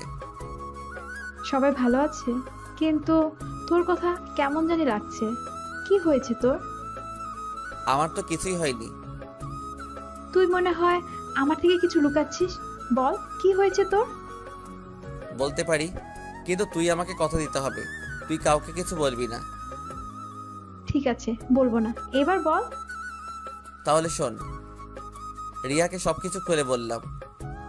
এটা তুই কি বলছিস? আমি ফুফা ফুফির সাথে কথা বলি? না রে, তারা শুনলে অনেক কষ্ট পাবে। তারা এই বিয়েতে অনেক খুশি। তাহলে তুই কষ্ট পাচ্ছিস কেন? আমি কষ্ট পেলে কিছু হবে না। আমি চাই না আমার কারণে তাদের আশা ভরসা সব নষ্ট হয়ে যাক। তুই কি পারবি আপুকে ভুলে থাকতে? আমাকে ভুলে থাকার চেষ্টা করতে হবে। এই বিয়েতে আপুও রাজি আছে। তাহলে আপু যখন তোকে ভালোবাসার কথা বলেছে তখন রাজি হোসনি কেন? তখন তো আমি আপুকে ওই চোখে দেখি নাই, আমার বড় বোনের মতো দেখেছি। আর আঙ্কেল আন্টি এবং সমাজের কথা চিন্তা করে আপুকে মানা করে দেই। তখন যদি রাজি হতি তাহলে আজকে আর এত কষ্ট পেতে হতো না। এখন তুই কি করবি? এখন আমি আপুকে ভুলে থাকার চেষ্টা করব। আপুর বিয়ে হয়ে গেলে আঙ্কেল আন্টি একা হয়ে যাবে। তাই আমি চাই বাকিটা জীবন তাদের সাথে পার করে দিতে। ঠিক আছে, তাহলে ভালো থাকিস। আর যা কিছুই করিস চিন্তা ভাবনা করে করিস। বাই। এই বলে রিয়া ফোন কেটে দিল। আমার চোখ দিয়ে আবার পানি পড়তে শুরু করলো। কান্না করতে করতে নিচে ঘুমিয়ে গেলাম। রাতে সবাই টেবিলে বসে খাবার খেতে লাগলাম। তখন আঙ্কেল বলল, রাসেল, আমি চাই নাদিয়ার বিয়ের সবকিছু তুমি করবে। ঠিক আছে আঙ্কেল। আরে রাসেল, তোমার চোখ দুটো লাল হয়ে আছে কেন? কি হয়েছে তোমার? আসলে আন্টি চোখে কি যেন পড়েছে, তাই লাল হয়ে গেছে। চিন্তা করবেন না, এমনি ঠিক হয়ে যাবে। আমি নাদিয়া আপুর দিকে তাকিয়ে দেখি এক মনে খাবার খেয়ে যাচ্ছে। আমি তার থেকে চোখ সরিয়ে হালকা খাবার খেয়ে রুমে চলে আসলাম। রুমে এসে দেখি মোবাইলটা বাজতে আছে। হাতে নিয়ে দেখি রাফি ফোন দিছে। আমি রিসিভ করার পর রাফি বলল, কিরে, কেমন আছিস? আপুকে কি ভালোবাসার কথা বলেছিস? আমি ভালো আছি, আর আপুকে ভালোবাসার কথা বলতে পারি নাই। কেন, কি হয়েছে? আপুর বিয়ে ঠিক হয়ে গেছে, তাই আর আমার মনের কথা খুলে বলতে পারি নাই। কি বলছিস তুই? কোথায় বিয়ে ঠিক হয়েছে? ছেলের বাড়ি কোথায় সেটা বলতে পারবো না। ছেলেটা দেখতে অনেক সুন্দর।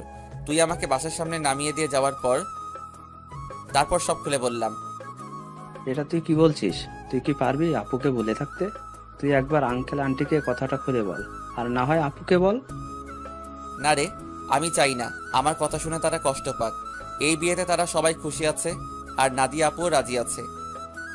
আঙ্কেল আন্টির কথা চিন্তা করে নিজেকে কষ্ট দিবি? তুই কি থাকতে পারবি? শোন, আঙ্কেল আমাকে রাস্তা থেকে তুলে এনে তাদের বাসায় ঠাঁই দিছে। তাদের মতো একটা পরিবার পেয়েছি। আমার মতো এতিম ছেলেকে নিজের ছেলের মতো দেখেছে। তাহলে আমি এই কথা বলি কেমন করে? আর নাদিয়া আপুকে আমি ভুলে যাব? কিছুদিন গেলে সবকিছু ঠিক হয়ে যাবে। তুই মানুষ না রে, তুই একটা ফেরেশতা। তোর মতো বন্ধু পাওয়া ভাগ্যের ব্যাপার। ঠিক আছে, ভালো থাকিস। কালকে থেকে বিয়ের সবকিছু আমাকে করতে হবে, আজকে আঙ্কেল বলেছে। ওকে, ভালো থাকিস। আল্লাহ হাফেজ। এই বলে রাফি ফোন কেটে দিল। আমি নিজেকে যতই শক্ত রাখার চেষ্টা করি, কিন্তু আমি তা পারছি না। বারবার আপুর চেহারাটা চোখের সামনে ভেসে আসছে। আর কিছু না ভেবে ঘুমিয়ে পড়লাম। সকালে ঘুম থেকে উঠতে দেরি হয়ে গেছে। আজকে আমাকে কেউ ডাকতে আসে নাই। মনে হয় কাজে কামে বিজি সবাই। আমি বিছানা থেকে নেমে ওয়াশরুমে চলে গেলাম। ফ্রেশ হয়ে একটা জামা গায়ে দিয়ে নিচে আসলাম। নিচে এসে একজনকে দেখে আমি পুরো অবাক হয়ে গেলাম। আর কেউ নয়, আপুর সাথে যে ছেলের বিয়ে ঠিক হয়েছে সেই ছেলে। আমি এখনো ওনার নাম জানি না। আমাকে দেখে ডাক দিল। আসসালামু আলাইকুম দুলা ভাই, কেমন আছেন? আলহামদুলিল্লাহ ভালো আছি, তুমি কেমন আছো? আমিও ভালো আছি। দুলাভাইয়ের নামটা তো জানা হলো না, তা হঠাৎ বিয়ের আগে শ্বশুরবাড়িতে? আমার নাম রনি, নিজের অফিস দেখাশোনা করছি। আর আজকে নাদিয়াকে নিয়ে মার্কেটে যাব বিয়ের কেনাকাটা করতে। আমি চাই নাদিয়ার পছন্দ মতো সবকিছু কিনে দিতে। খুব ভালো, তা আপু কোথায়? নাদিয়া রেডি হয়ে আসছে, তুমিও আমাদের সাথে চলো। না দুলাভাই, আঙ্কেল আমাকে বিয়ের সব কিছুর দায়িত্ব দিছে। আমি নাস্তা করে বাইরে গিয়ে বিয়ের কার্ডের অর্ডার, ডেকোরেশন সব কিছু করে আসতে হবে। আমার হাতে অনেক কাজ, আপনি আপুকে নিয়ে যান। তোমার যখন কাজ আছে তাহলে তো আর জোর করা যাবে না। চলুন, নাস্তা করবেন। আমি বাসা থেকে করে এসেছি, তুমি করে নাও। ঠিক আছে বলে নাস্তা টেবিলে চলে আসলাম। খালা আমাকে নাস্তা দিয়ে গেল। হঠাৎ সিঁড়ির উপর চোখ গেল, দেখি আপু সুন্দরভাবে সেজেগুজে নিচে নামছে। আপুকে দেখতে অনেক সুন্দর লাগছে। আপু আমার দিকে তাকাতেই আমি চোখ সরিয়ে নিলাম। তারপর তারা দুজনে বাসা থেকে বেরিয়ে গেল। আমি হালকা নাস্তা করে বাসা থেকে বেরিয়ে রিক্সা নিয়ে রাফিদের বাসার সামনে চলে আসলাম। ভাড়া মিটিয়ে কলিং বেল চাপ দিলাম। কিছুক্ষণ পর রাফির আম্মু দরজা খুলে দিল। আসসালামু আলাইকুম আম্মু, কেমন আছো? এতদিন পর তোর এই আম্মুর কথা মনে পড়ছে? সরি আম্মু, আমার ভুল হয়ে গেছে, আর কখনো এমন ভুল করব না। ঠিক আছে, এখন ভিতরে আয়। রাফি তার রুমে আছে, তুই ওর রুমে যা, আমি কফি পাঠিয়ে দিচ্ছি।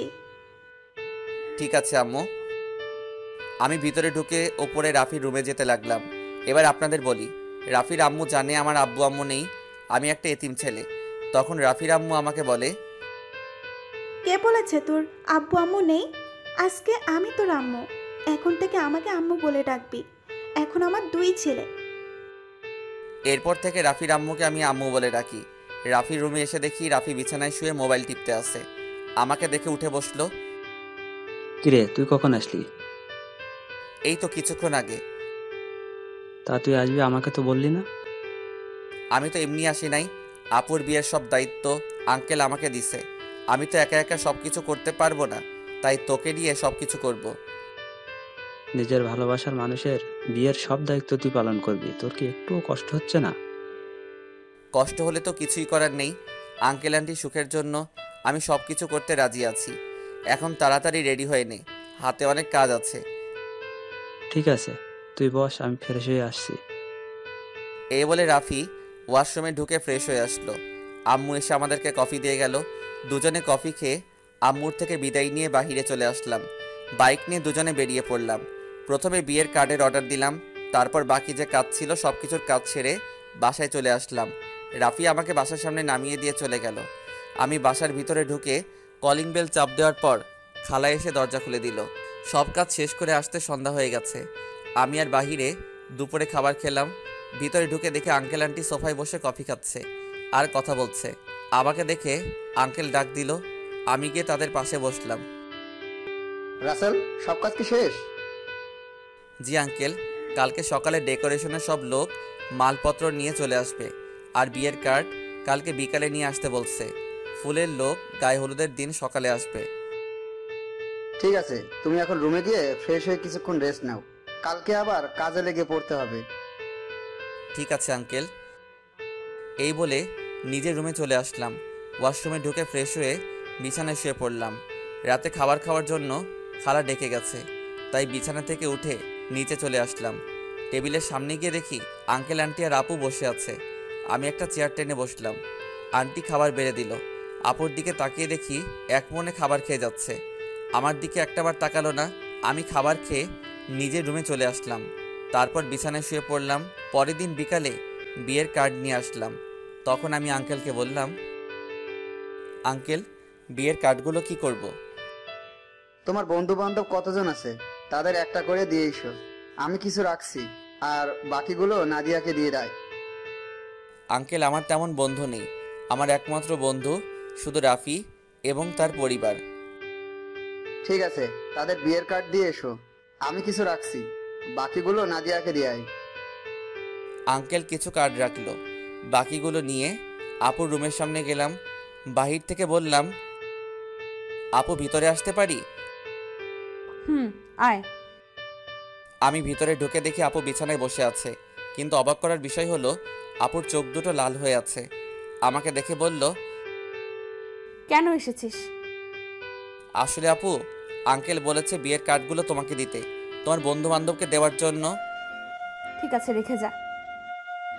আমি বিছানার উপরে কার্ডগুলো রেখে যেই না রুম থেকে বেরিয়ে যাব, তখন আপু আমাকে পেছন থেকে জড়িয়ে ধরে কান্না করে দিল। আমি আপুকে আমার দিকে ঘুরিয়ে বললাম, আপু তুমি কান্না করছো কেন? তুই কি মানুষ নাকি অন্য কিছু? আপু হঠাৎ এ কথা বলল কেন? আমাকে রিয়া ফোন করে সব বলে দিছে। তুই আমাকে ভালোবাসার কথা বললি না কেন? আমি তোমাকে যেদিন বলতে যাব সেদিন দেখি তোমাকে ছেলেপক্ষ দেখতে এসেছে, তাই আর বলি নাই। তুই তো আমাকে একটাবার বলে দেখতি তোকে আমি এখনো অনেক ভালোবাসি। সেটা আর কখনো সম্ভব না। তোমার বিয়ে ঠিক হয়ে গেছে। এই বিয়েতে আঙ্কেল আন্টি অনেক খুশি। আমি চাই না তাদের মনে কষ্ট দিতে। তুই মা বাবার সুখের কথা চিন্তা করে নিজের ভালোবাসা কোরবানি দিবি? এছাড়া আমার কোনো উপায় নেই। ঠিক আছে, তুই যখন মা বাবার সুখের কথা চিন্তা করে আমাকে বিয়ে করবি না, তাহলে আমি রনিকে বিয়ে করব। কিন্তু কখনো রনিকে স্বামীর অধিকার দিব না। আমি তোকে ভালোবাসি আর সারা জীবন বেঁচে যাব। আপু তুমি এমন পাগলামি করো না। আমাকে তুমি ভুলে যাও। নিজের বাবা মার কথা একটাবার চিন্তা করো। তোমার এই বিয়েতে তারা অনেক খুশি। তুই আমার রুম থেকে বেরিয়ে যা। যে ছেলে নিজের ভালোবাসার মানুষকে অন্য ছেলের হাতে তুলে দিতে রাজি আছে, সে কখনো কাউকে ভালোবাসতে পারে না। আমি আর কোনো কথা না বলে নিজের রুমে চলে আসলাম। নিজের চোখ দিয়ে 2 ফোঁটা পানি পড়ে গেল। আপু, আমি তোমাকে অনেক ভালোবাসি। তুমি যদি আমার জায়গায় হতে, তাহলে তুমি তাই করতে। আমার কিছু করার নেই। দেখতে দেখতে বিয়ের দিন চলে এসেছে। আপুর বিয়েতে সবাই এসেছে। আজকে আপুর গায়ে হলুদ। আপুকে স্টেজে আনা হয়েছে। এক এক করে সবাই আপুকে হলুদ লাগাতে লাগলো। আমি একটু দূরে দাঁড়িয়ে দাঁড়িয়ে দেখতে লাগলাম। হলুদ শাড়িতে আপুকে অনেক সুন্দর লাগছে, যেন একটা পরী সামনে বসে আছে। রিয়া আমার সামনে এসে বলল, কি রে, এখানে দাঁড়িয়ে আছিস কেন? এমনি দাঁড়িয়ে আছি। তুই কি মনে করছিস আমি কিছু বুঝি না? এখনো সময় আছে। তুই মামা মামিকে সবকিছু খুলে বল। না রে, আমি চাই না তাদের মনে কষ্ট দিতে। তোর কি কষ্ট হচ্ছে না? আমি চুপ হয়ে গেলাম। মনে মনে বললাম, আমার ভিতরটা ফেটে যাচ্ছে, কিন্তু আমি এখন কি করব? আমাকে চুপ থাকতে দেখে রিয়া আবার বলল, কি রে, কথা বলছিস না কেন? আমার ভালো লাগছে না, তুই আমাকে একটু একা থাকতে দে। রিয়া আর কোনো কথা না বলে চলে গেল। হঠাৎ আঙ্কেল আমার সামনে এসে বলল, কি ব্যাপার রাসেল, তুমি এখানে দাঁড়িয়ে আছো কেন? যাও নাদিয়াকে হলুদ লাগিয়ে দিয়ে আসো। যাচ্ছি আঙ্কেল। বলে স্টেজে উঠে নাদিয়া আপুর সাথে বসলাম। আপু আমার দিকে করুণ চোখে তাকালো। আমি একটু হলুদ আপুর গালে লাগিয়ে দিলাম। তারপর মিষ্টি আপুর মুখের সামনে ধরলাম, কিন্তু আপু খাচ্ছে না, আমার দিকে তাকিয়ে আছে। তখন আন্টি বলল, কি রে নাদিয়া, রাসেল তোর মুখের সামনে মিষ্টি ধরে রাখছে, তুই খাস না কেন? আন্টির কথা শুনে আপু হালকা একটু মিষ্টি খেলো। তারপর আপু আমাকে একটু মিষ্টি খাইয়ে দিল। আমি আর বসে না থেকে ছাদে চলে গেলাম। অনেক কষ্টে আপুর সামনে চোখের পানি আটকে রেখেছি। ছাদের কিনারে দাঁড়িয়ে কান্না করতে লাগলাম। আজকে রাতটা পার হলে কালকে আপুর বিয়ে হয়ে যাবে। নিজের চোখের সামনে কিভাবে দেখবো আপুর বিয়ে? আমার চোখের পানি কোনো বাধা মানছে না। অঝোর ধারায় পানি পড়তে লাগলো। ছাদে কতক্ষণ ছিলাম বলতে পারবো না। আমার একটা জিনিস কিছুতেই মাথায় ঢুকছে না। রাফিকে আজকে গায়ে হলুদে দেখলাম না। ও কোথায়? আমাকে তো বলছে সন্ধ্যার পর চলে আসবে। আম্মু আব্বু তারা এসেছে, কিন্তু তাকে দেখলাম না। পকেট থেকে মোবাইলটা বের করে রাফিকে ফোন দিলাম, কিন্তু তার মোবাইল বন্ধ বলছে। আমি আর কিছু না ভেবেই নিচে নামতে যাব, হঠাৎ ছাদে কারো আসার শব্দ পেলাম। নিচের দিকে তাকিয়ে দেখি আপু ছাদের দিকে আসছে। আপু আমাকে দেখে হাত ধরে টেনে ছাদের কিনারে নিয়ে আসলো। তখন আপু বলল, নিজেকে এত কষ্ট দিচ্ছিস কেন রাসেল? এখনো সময় আছে। তুই আব্বু আম্মুকে সবকিছু খুলে বল। তুই যদি বলতে ভয় পাস তাহলে আমি বলি। না আপু, তুমি এই কাজ কখনো করবে না। তারা শুনলে অনেক কষ্ট পাবে। আমি চাই না তারা আমার কথা শুনে কষ্ট পাক। তুই কি পারবি আমাকে ছেড়ে থাকতে? আমাকে পারতেই হবে। রাসেল, শেষবারের মতো আমার একটা কথা রাখবি? কি কথা বলো? তুই কালকে আমার সামনে আসিস না। আমি তোকে সামনে দেখলে কবুল বলতে পারবো না। ঠিক আছে, আমি তোমার সামনে থাকবো না। আমাকে জড়িয়ে ধরে একটা কিস করবি? কালকের পর তো অন্য পুরুষের সাথে থাকতে হবে। এখানে অন্য পুরুষ কোথায় থেকে আসলো? সে তো হবে তোমার স্বামী। কিন্তু আমি তো তাকে কখনো স্বামী হিসেবে মানবো না। আমি শুধু তোকে ভালোবাসি। প্লিজ আপু, তুমি আমাকে ভুলে যাও। স্বামীর সংসার নিয়ে নতুন জীবন শুরু করো। আমি কখনো তোকে ছাড়া নতুন জীবন শুরু করতে পারবো না। আপু, তোমাকে আমার কসম দিয়ে বলছি, তুমি আঙ্কেল আন্টির মনে কষ্ট দিও না।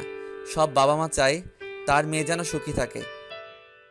ঠিক আছে, তুই যা বলছিস তাই হবে। এখন আমাকে শেষবারের মতো জড়িয়ে ধরে একটা কিস কর। তোর কাছে এটাই আমার শেষ চাওয়া। আপু, তোমাকে জড়িয়ে ধরতে পারবো কিন্তু কিস করতে পারবো না। এটা একমাত্র তোমার স্বামীর অধিকার।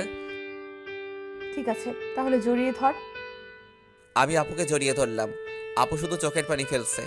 আমাকে কিছুক্ষণ জড়িয়ে ধরে নিচে নেমে গেল। পরের দিন আমি কাজে বিজি থাকতে শুরু করলাম। সব কিছু ঠিকঠাক মতো দেখিয়ে দিতে লাগলাম।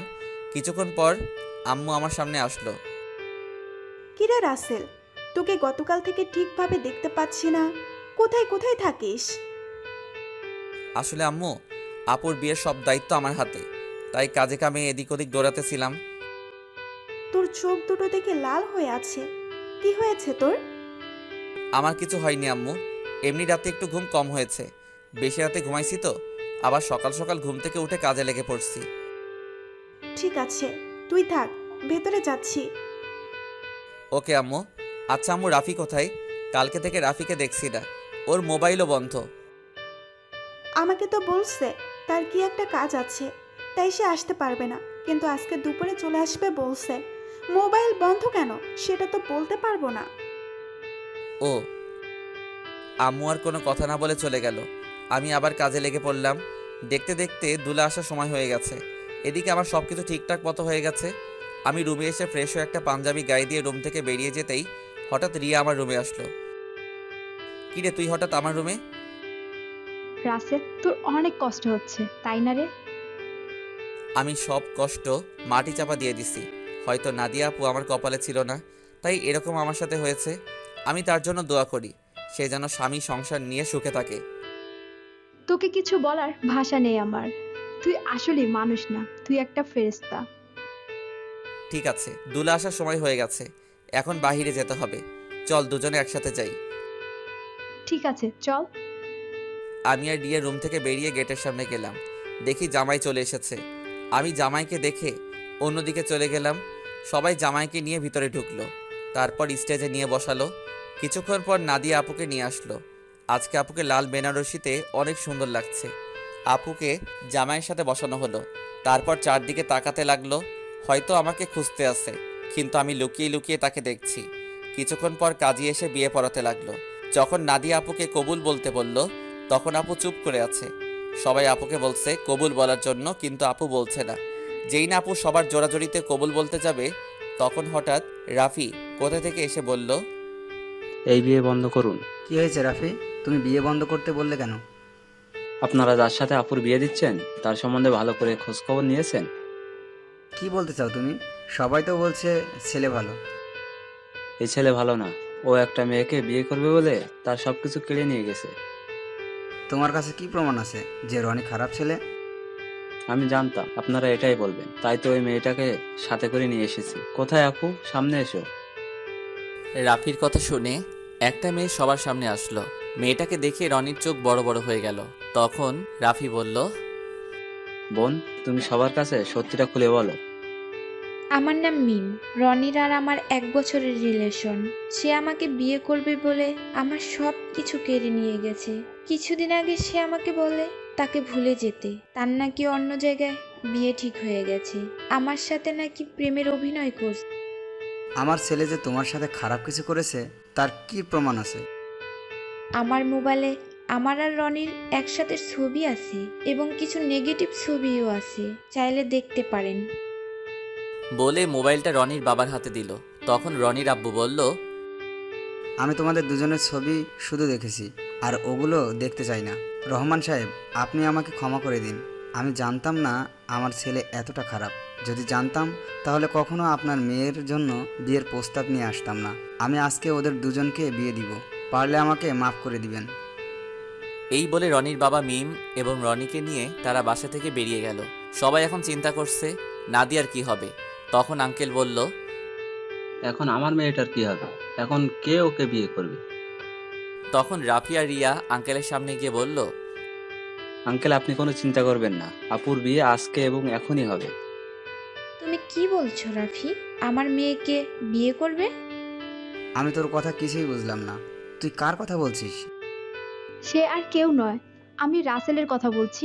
রাসেল আর নাদিয়া আপু দুজনকে পাগলের মতো ভালোবাসে। শুধু আপনাদের সুখের কথা চিন্তা করে নিজের ভালোবাসা কোরবানি দিতে চেয়েছে। কারণ মামা, তুমি ওকে রাস্তা থেকে তুলে নিয়ে এসে বাসায় ঠাঁই দিয়েছো, তাই তোমাদের নুন খেয়ে তোমাদের মন নষ্ট করতে দিতে চাইনি। আমি আপনাদের সবকিছু খুলে বলি। তারপর সবকিছু খুলে বললাম। আঙ্কেল রাফির কথা শুনে আমার সামনে সে ঠাস করে একটা থাপ্পড় মেরে বলতে লাগলো, নিজেকে খুব মহান মনে করছিস তাই না? তোকে আমি বাইরের ছেলে মনে করেছি, তুই কেন এমন করছিস? আমি তোমাদের সাথে প্রতারণা করতে পারবো না। আমি আপনাদের দুজনকে সবসময় নিজের মা বাবার মতো দেখে এসেছি। আপনি একটা এতিম ছেলেকে ঠাঁই দিয়ে নতুন জীবন দিয়েছেন। আমি কি করে আপনাদের মনে কষ্ট দেই? আরে, আমি তোকে কখনো অন্যভাবে দেখিনি। আমি তোকে নিজের ছেলের মতো জানি। তুই আমাদের কাছে একটা বার বলে দেখতি, আমি কখনো মানা করতাম না। এটা শুনে আমি আরো খুশি হয়েছি। আচ্ছা, তোর কথা বাদ দিলাম, নাদিয়া তো আমাদের খুলে বলতে পারতি। আমি তোমাদের সব কিছু খুলে বলতে চেয়েছি, কিন্তু রাসেল আমাকে মানা করেছে, আবার আমাকে কসম দিছে। ঠিক আছে, এখন সব বাদ। এখন রাফি, তুমি রাসেলকে তৈরি করে নিয়ে আসো। ঠিক আছে আঙ্কেল। এই বলে রাফি আমাকে নিয়ে উপরে চলে আসলো। আমি সাথে সাথে রাফিকে জড়িয়ে ধরে কান্না করে দিলাম। তারপর বললাম, কিরে, কেমনে কি? আমার পাঠক পাঠিকারা তো কিছুই বুঝতে পারছে না, একটু সবাইকে খুলে বলো। ঠিক আছে, বলছি। আমি গতকাল দুপুরে মার্কেটে যাচ্ছিলাম আপুর বিয়ের উপহার কিনতে। তখন হঠাৎ দেখি একটা মেয়ে রনির মতো একটা ছেলের সাথে কথা বলছে। হঠাৎ ছেলেটা মেয়েটাকে ঠাস করে 2টা থাপ্পড় মেরে চলে যায়। ছেলেটা যে সময় গাড়িতে উঠবে তখন তার চেহারা দেখে অবাক হয়ে যায়, কারণ সে ছিল রনি ভাই। আমি আর দাঁড়িয়ে না থেকে মেয়েটার কাছে গেলাম। তখন তাকে জিজ্ঞেস করি, ওই ছেলেটার সাথে তোমার কি সম্পর্ক? তারপর মেয়েটি সব খুলে বলে। কি বলেছে আপনারা তো সব জানেন। তুই মিমের সব কথা শুনে কি বলছিস? আমি ওর কথা শুনে তাকে নিয়ে বাসায় চলে আসলাম। আব্বু আম্মুকে বললাম, আমার বন্ধু, তোমরা সবাই বিয়ে বাড়িতে চলে যাও, আমি বিয়ের দিন যাব। আমার বন্ধুর সাথে আমার কিছু কাজ আছে। আব্বু আম্মু পরে কিছু বলে নাই? মানে একটা মেয়ের সাথে তোর কি কাজ? তুই তো জানিস, আব্বু আম্মু আমাকে অনেক বিশ্বাস করে, তার ছেলে কখনো খারাপ কাজ করবে না।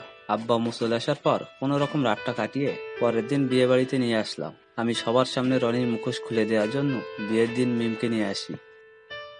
আজকে তোর কারণে আমার ভালোবাসার মানুষকে আপন করে পেয়েছি। তোর এই ঋণ কখনো শোধ করতে পারবো না। হয়েছে হয়েছে, তোর ঋণ শোধ করা লাগবে না, শুধু আমার একটা হেল্প করে দিতে হবে। বল, তোর কি হেল্প লাগবে? আমার সাথে একটা মেয়ে দাঁড়িয়ে যখন আঙ্কেলের সাথে কথা বলছে, ওই মেয়েটাকে আমার পছন্দ হয়েছে। ওর সাথে আমার লাইনটা ক্লিয়ার করে দিবি। তার মানে তুই রিয়ার কথা বলছিস? আরে তোকে তো ওর কথা বলছি। মানে আমি তো কিছুই বুঝতে পারছি না। তোকে বলছি না, আমাকে আপুর মামাতো বোন রিয়া প্রপোজ করছে, এই সেই মেয়ে। কি? তার মানে ওই সেই রিয়া? কিন্তু চেহারা তো কিন্তু মার্শাল্লাহ। এখন আমার সাথে লাইনটা করে দে। ঠিক আছে, দিব, আগে আমার বিয়েটা শেষ হোক। ঠিক আছে, এখন ফ্রেশ হয়ে আয়, আমাদের জন্য সবাই অপেক্ষা করছে। আমি আর কোনো কথা না বলে ওয়াশরুমে ঢুকে ফ্রেশ হয়ে একটা পাঞ্জাবি গায়ে দিয়ে রাফির সাথে নিচে চলে আসলাম। আমাকে নিয়ে আপুর পাশে নিয়ে বসালো। তখন আপু আমার কানের কাছে মুখ এনে বলল, আজকে তোর খবর আছে, শুধু বিয়েটা হয়ে যেতে দে। তুই আমাকে অনেক কষ্ট দিয়েছিস। সেটা বাসর ঘরে দেখা যাবে। আমিও কিন্তু কম কষ্ট পাইনি। কাজী বিয়ে পড়ানো শুরু করলো। আগে আপুকে কবুল বলতে বলল, আপু সাথে সাথে কবুল বলে ফেলল। সবাই মুচকি মুচকি হাসছে। এবার আমাকে বলতে বলল, কিন্তু আমি বলছি না, আমি আপুকে একটু লাগানোর জন্য দেরি করছি। আপু আমাকে কনুই দিয়ে গুঁতা দিল। আমি সাথে সাথে কবুল বলে ফেললাম। সবাই জোরে জোরে হাসা শুরু করলো। তারপর কাজী মোনাজাত ধরল। সবাই আমাদের জন্য দোয়া করলো। তারপর সবাই খাওয়া দাওয়া করে বাসায় চলে গেল। আব্বু আম্মু আমার কাছ থেকে বিদায় নিয়ে চলে গেল। রাফি আমার সাথে থেকে গেল। এখন আমি আর রাফি ছাদে বসে আছি। ছাদে আসার সময় রিয়াকে বলেছি ছাদে আসার জন্য। আমি আর রাফি বসে বসে কথা বলছি। কিছুক্ষণ পর রিয়া ছাদে আসলো। তখন আমি বললাম, কি রে, তোর আসতে এত দেরি হলো কেন? দেরি কি আর এমনি হয়েছে? তোর বাসর ঘর সাজাতে দেরি হয়ে গেছে। এখন বল, কি জন্য ডাকলি? হুম হুম। আজকে বিয়েবাড়িতে একটা ছেলে তোকে দেখে পছন্দ করে, সে নাকি তোর সাথে প্রেম করতে চায়। আমার কথা শুনে রাফি মাথা নিচু করে ফেলছে। তখন রিয়া বলল, ছেলেটা কে জানতে পারি? সে আর কেউ নয়, আমার কলিজা, আমার জানের বন্ধু রাফি। তাহলে না বলে তোকে বলতে বলছে কেন? আসলে আজ পর্যন্ত রাফি কোনো মেয়ের সাথে প্রেম করে নাই। কেন জানি তোকে দেখে পছন্দ হয়, কিন্তু লজ্জার কারণে বলতে পারছে না, তাই আমাকে বলল তোর সাথে লাইন করে দেওয়ার জন্য। ঠিক আছে, তুই রুমে যা। আপু রুমে তোর জন্য অপেক্ষা করছে বাসর ঘরে। আমার অনেক ভয় করছে রে। এত ভয় কিসের? বিড়ালটা ঠিক মতো মারিস। ওই, এই বিড়াল আবার কোথায় থেকে আসলো? সেটা বাসর ঘরে গেলে আপু তোকে দেখিয়ে দিবে। এখন তুই যা, আমি ওর সাথে কথা বলবো। আচ্ছা ঠিক আছে, যাচ্ছি। আমার বন্ধুর যেন কিছু না হয়, তাহলে কিন্তু তোর মাথা ফাটিয়ে ফেলবো। ওই, আমার জামাইয়ের সাথে আর আমি যেটাই করি তোর সমস্যা কি? কি? তার মানে তুই রাজি? আরে ওকে তো প্রথম দেখে আমি প্রেমে পড়ে গেছি, এখানে রাজি হওয়ার কি আছে? তুই বাসর ঘরে যা, আমি আমার জানের সাথে একটু রোমান্স করি। তাহলে তোরা থাক, আমি গেলাম। আমি আর কোনো কথা না বলে বাসর ঘরের সামনে চলে আসলাম। দোয়া দরুদ পরে আস্তে আস্তে রুমে ঢুকলাম। তারপর দরজা বন্ধ করে দিলাম। দরজা বন্ধ করে বিছানার দিকে তাকিয়ে যেটা দেখলাম, সেটা দেখে আমি পুরো অবাক হয়ে গেলাম। দেখি নাদিয়া আপু একটা লাঠি নিয়ে বিছানায় বসে আছে। আমি আপুর সামনে গেলাম। তখন আমি বললাম, আপু, তুমি লাঠি নিয়ে বসে আছো কেন?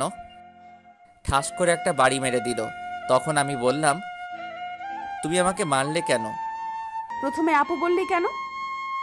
আপুকে আপু বলবো না তো কি বলবো? আবার ঠাস করে আরেকটা বাড়ি মারলো। তখন নাদিয়া বলল, আর একবার যদি আপু বলে ডাকিস তাহলে তোর মাথা ফাটিয়ে দেব। এখন থেকে আমার নাম এবং তুমি করে বলবি। তুমি করে তো সব সময় বলি, কিন্তু নাম ধরে কিভাবে বলবো? তুমি তো আমার থেকে বড়। কারণ এখন আমি তোর স্ত্রী, আমাকে নাম ধরে ডাকবি। ঠিক আছে, এখন থেকে নাম ধরে ডাকবো। তো এতক্ষণ কোথায় ছিলি? তোর আসতে এত লেট হলো কেন? আগে বলো, তুমি আমাকে তুই করে বলছো কেন? আমি তোমার স্বামী, আমাকে তুমি করে বলবে। ঠিক আছে বলবো, এখন বল আসতে দেরি হলো কেন? তাহলে শোনো। তারপর রাফি আর রিয়ার কথা খুলে বললাম। সেটা তো খুশির খবর। আজকে রাফির জন্য তোমাকে আমি আপন করে পেয়েছি। ও না থাকলে এতক্ষণ আমাকে বাসর ঘরে রনি থাকতো। ঠিকই বলেছ, ওর মতো বন্ধু পাওয়া ভাগ্যের ব্যাপার। ঠিক আছে, এখন উঁচু করে আসো, 2 রাকাত নফল নামাজ আদায় করতে হবে। করব, আগে আমাকে একটা কথার উত্তর দাও। বিয়ের আগে তোমাকে দেখছি সব সময় কার সাথে যেন হেসে হেসে কথা বলতে। তুমি কার সাথে কথা বলতে?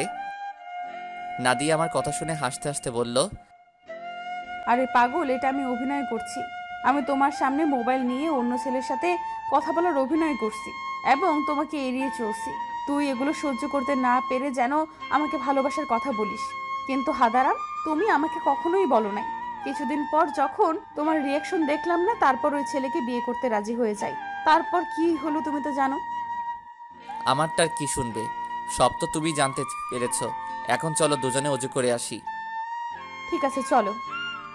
আমি আর নাদিয়া ওয়াশরুমে ঢুকে অজু করে 2 রাকাত নফল নামাজ আদায় করে খাটে গিয়ে বসলাম। তখন নাদিয়া বলল, আজকে তোমার ভালোবাসা দিয়ে আমার সব কষ্ট দূর করে দাও। তোমার কষ্ট দূর করলে আমার কষ্টগুলো দূর করবে কে? আমিও তোমার সব কষ্ট দূর করে দেব ভালোবাসা দিয়ে। ঠিক আছে, তাহলে মিশনে নেমে পড়ি। আমার তো আর সহ্য হচ্ছে না। বাবা, আমার সিনিয়র জামাইয়ের দেখি সহ্য হচ্ছে না। আসো। তারপর আর কি, নাদিয়ার উপর ঝাঁপিয়ে পড়লাম। নাদিয়ার ঠোঁট দুটো নিজের আয়ত্তে নিয়ে আসলাম। আস্তে আস্তে কাপড় খুলতে লাগলাম। তারপর ওর পুরো শরীরে কিস করতে লাগলাম। ধবধবে সাদা দেহ। তারপর হারিয়ে গেলাম সাগরের বুকে। এখন আমি আর নাদিয়া সবসময় কলেজে যাওয়া আসা করি। রিয়া আর রাফির প্রেম ভালোই চলছে। তাদের পড়ালেখা শেষ হলে বিয়ে হবে। আমি আমার সিনিয়র আপুর ভালোবাসা পেয়ে অনেক সুখে আছি।